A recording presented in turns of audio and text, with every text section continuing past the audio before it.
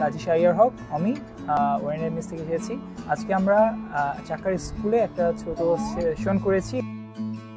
তো আমরা ইটস ফাউন্ডেশনের আন্ডারে এই চাকার স্কুলে একটা ক্লাস নিয়েছি যে ফুড সেফটি ও হাইজিন কীভাবে মেনটেন করতে হয়, কী ধরনের ফুড কম আয়ের মধ্যে আমরা কিনতে পারি এবং তারা গিয়ে এটা তাদের বাচ্চাদেরকে দিতে পারবে, এই বিষয়ে আমরা কথা বলেছি।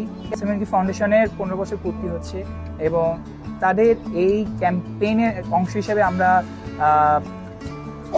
আয়োজন করতে পেরে খুবই আনন্দিত এবং best of luck to its humanity foundation.